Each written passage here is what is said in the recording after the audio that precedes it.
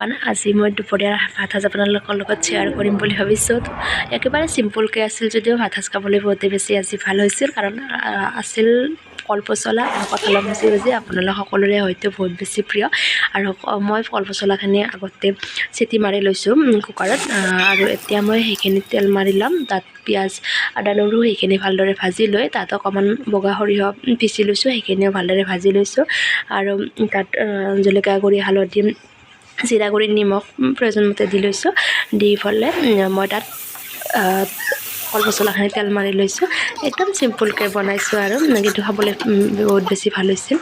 আৰু কঁঠালৰ মুচিখিনিৰ কাৰণে মই কঁঠাল আৰু আলুখিনি বইল হ'বলৈ দিছিলোঁ কুকাৰত। মই 2টা চিটি দিছোঁ আৰু তাত জোখমতে পানী দি 2টা চিটি মাৰি দিছোঁ, আৰু নিমখ হালধি মই একেলগে দি দিছোঁ। আৰু তেলত মই পিঁয়াজ, জলকীয়া এটা, আপোনালোকে জলকীয়া নিজৰ সোৱাদ অনুসৰি দিব। আৰু তাত মই বিলাহী দিছোঁ আৰু সেইখিনি ভালদৰে ভাজি লৈছোঁ। বিলাহীখিনি গলি যোৱালৈকে ভাজিছোঁ। আৰু তাত অকণমান ৰেড চিলি আৰু জিৰা গুড়ি, ধনিয়া গুড়ি সেইখিনি দি লৈছোঁ। আৰু যিহেতু মই নিমখ আৰু হালধি কুকাৰত চিটি মাৰাতে দি দিছিলোঁ, পিছত যদি প্ৰয়োজন হয় আকৌ দি দিম।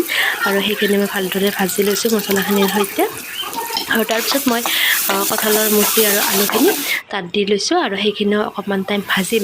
অকণমান টাইম ভাজি লৈ তাত যিটো পানী আছিল ন, কঁঠালৰ মুচি বইল কৰা পানীখিনি তাতে অকণমান দি লৈছোঁ। আপোনালোকে যদি শুকানকৈ ভাজি খাব বিচাৰে তো এনেকৈ থ'ব পাৰে, কিন্তু মই অকণমান গ্ৰেভি টাইপ হ'লে ভাল।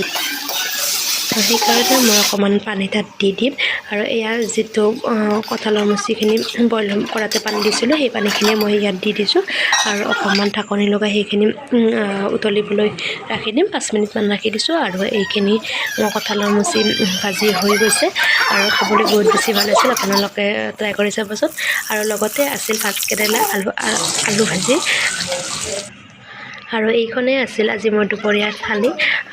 একদম চিম্পুল কিন্তু খাবলৈ ভাল হৈছিল। এয়া ভাত লৈ লৈছোঁ, আৰু এয়া কঁঠালৰ মুচি ভাজি। কঁঠালৰ মুচি ভাজিখনটো বহুতেই বেছি ভাল হৈছিল। আৰু এয়া ভাতকেৰেলা, আলু ভাজি, কলপচলা, আৰু লগত আছিল অকণমান বটা